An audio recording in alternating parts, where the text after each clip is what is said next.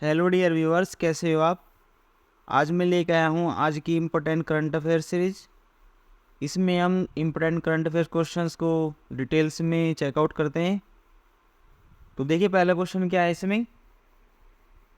बिरसा मुंडा की जयंती पर कहाँ से विकसित भारत संकल्प यात्रा शुरुआत की जाएगी। ऑप्शन दिए हैं महाराष्ट्र, झारखंड, छत्तीसगढ़, असम।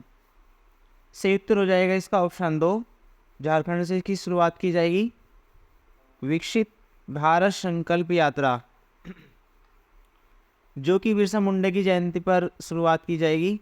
आप मुझे बताएं कमेंट में कि बिरसा मुंडा का इंडियन मूवमेंट में क्या सेक्रीफाइस रहा है, उनका क्या योगदान रहा है बीटीएस के साथ, तो आप जरूर बताएं। देखते हैं अगला क्वेश्चन। इंडियन मोबाइल कांग्रेस 2023 के 7वें संस्करण का उद्घाटन कहाँ हो रहा है। ऑप्शन दिए हैं नई दिल्ली, मुंबई, इंदौर, गांधीनगर। इसका सही उत्तर हो जाएगा ऑप्शन 1, ये नई दिल्ली में इसका आयोजन हो रहा है। एक वार्षिक सम्मेलन होता है, तो इसके बारे में थोड़ा डिटेल देखते हैं। सबसे पहले इंडिया मोबाइल कांग्रेस का आयोजन 2017 में हुआ था।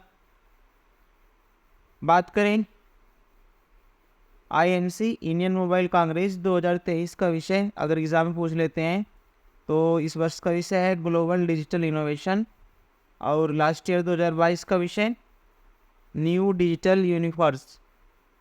कई बार लास्ट ईयर का भी विषय पूछ लेते हैं इसका।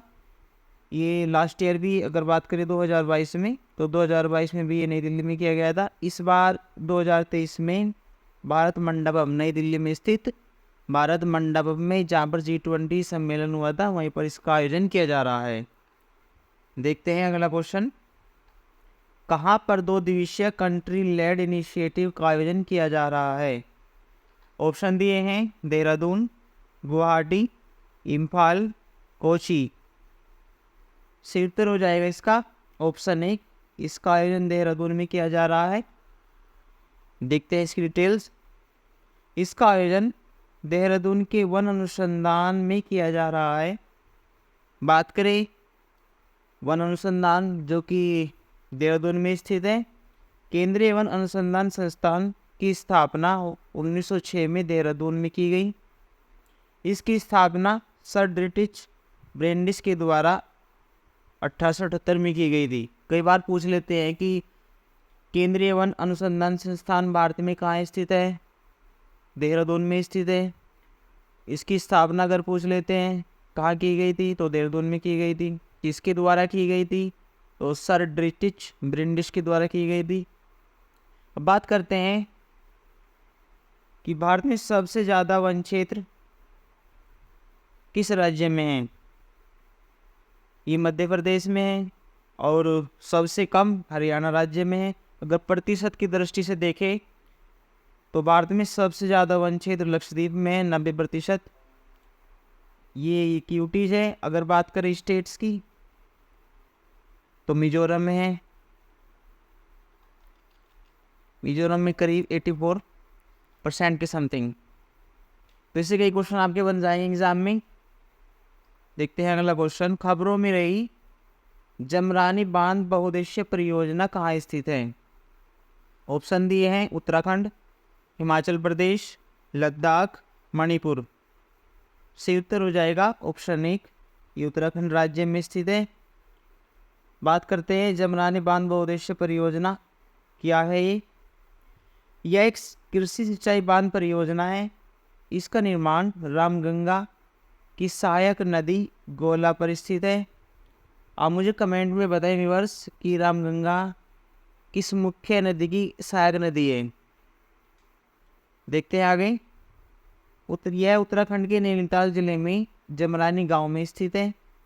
अब बात करें, ये सिंचाई परियोजना से रिलेटेड क्वेश्चन है। अगर आपके एग्जाम में आ जाता है कि भारत की पहली सिंचाई परियोजना कौन सी है, तो वह है नहर परियोजना, जो कि सरदार सरोवर बांध से इसमें पानी ला दी है और ये राजस्थान में है। अगर बात करें भारत की सबसे लंबी नहर परियोजना, तो इंदिरा गांधी नहर परियोजना। इंदिरा नहर परियोजना। यह इंदिरा नहर परियोजना भारत की सबसे लंबी और विश्व की सबसे बड़ी परियोजना है। देखते हैं अगला क्वेश्चन। मेरी माटी मेरा देश अभियान से जुड़े प्रतिनिधियों को दिल्ली पहुंचने के लिए कौन सी ट्रेनें चलाई जाएगी? ऑप्शन दिए हैं नमो भारत, अमृत कलश विशेष रेलगाड़ियाँ, वंदे भारत 10। इसका सही उत्तर हो जाएगा ऑप्शन 2, अमृत कलश विशेष रेलगाड़ी इसके लिए चलाई जाएगी। ठीक है, इसका उद्देश्य इतना रहेगा कि जिन गांव के प्रतिनिधियों ने भारत की स्वतंत्रता की लड़ाई में योगदान दिया है, तो उन गांव से एक कलश में मिट्टी लाकर उनको दिल्ली में एक स्मारक बनाया जाएगा। तो करीब सभी राज्यों से ये प्रतिनिधि आ रहे हैं। देखते हैं इस कार्यक्रम का जो आयोजन किया जा रहा है वो संस्कृति मंत्रालय के अंतर्गत किया जा रहा है। कई बार पूछ ले सकते हैं इससे कि अमृत कलश ट्रेनें जो चलाई जा रही है किस मंत्रालय का कार्यक्रम है जिसके तहत ही चलाई जा रही है? तो संस्कृति मंत्रालय की पहल है ये। देखते हैं आगे। निम्न में से कौन सा सही सुमेलित है? तो ऑप्शन दिए हैं आपके पास में, एक साइड में है राज्य और एक साइड में है विधानसभा सीट। तो आपको बताना है कौन सा सही सुमेलित है।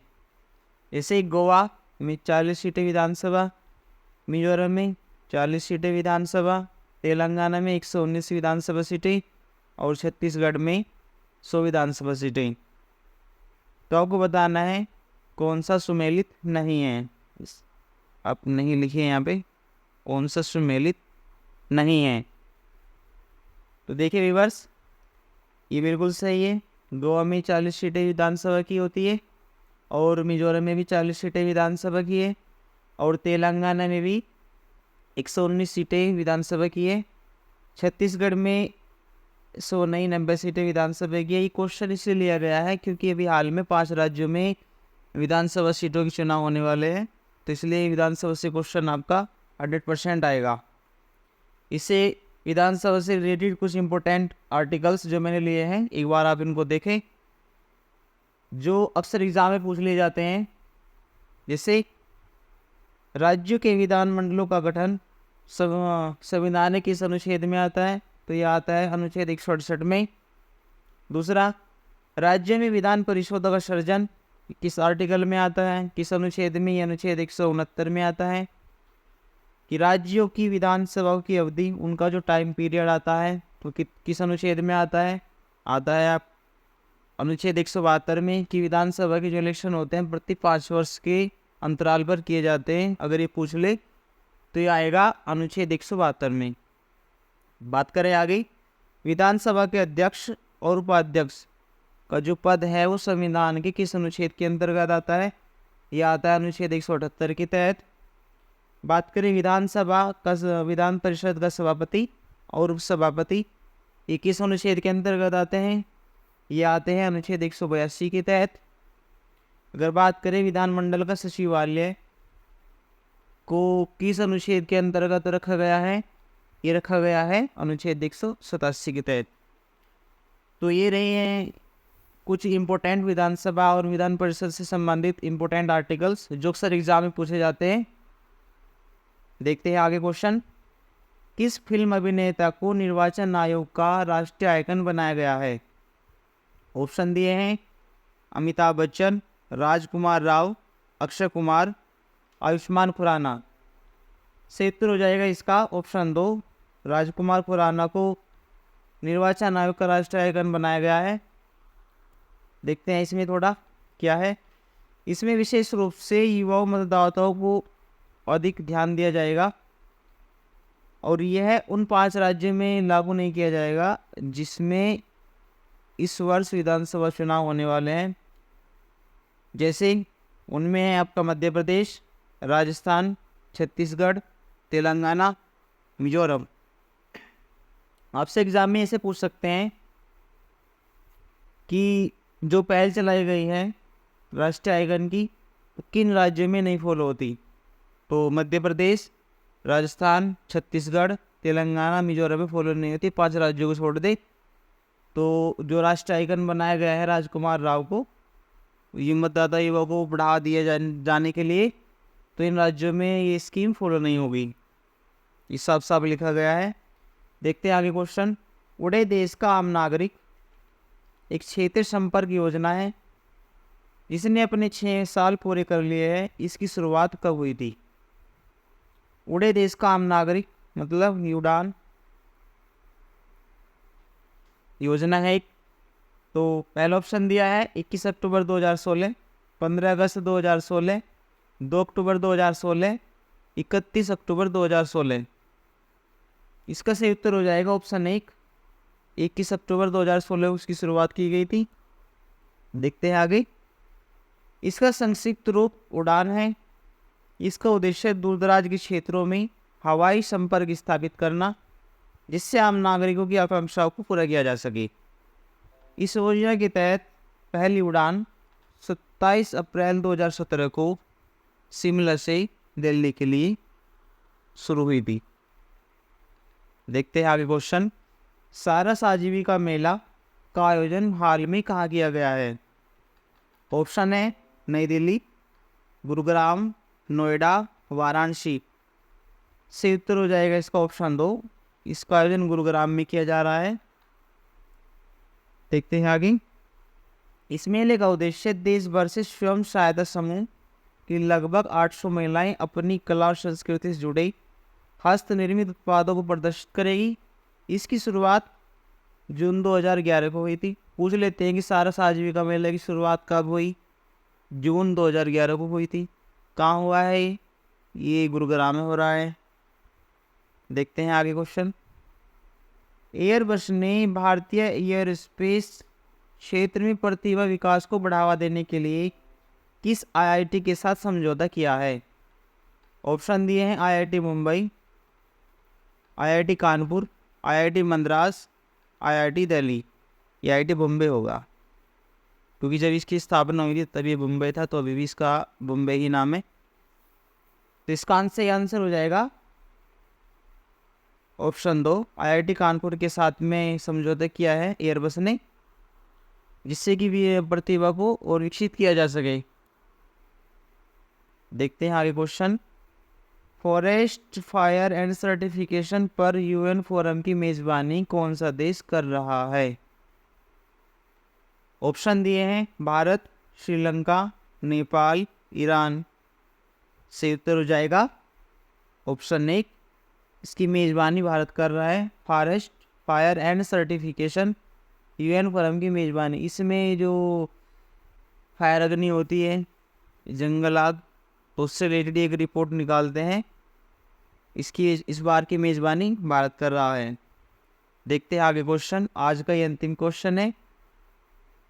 भारतीय महिला क्रिकेट टीम का नया मुख्य कोच किसे बनाया गया है? ऑप्शन दिए हैं रवि शास्त्री, अमोल मुजुमदार, सौरव गांगुली, राकेश शर्मा या राकेश सिंह। से उत्तर हो जाएगा ऑप्शन 2। भारतीय महिला क्रिकेट टीम का नया मुख्य कोच अमोल मुजुमदार को बनाया गया है। अगर आपको सीरीज अच्छी लगी तो वीडियो को लाइक करें और ज़्यादा शेयर करें, कमेंट करें। Thank you.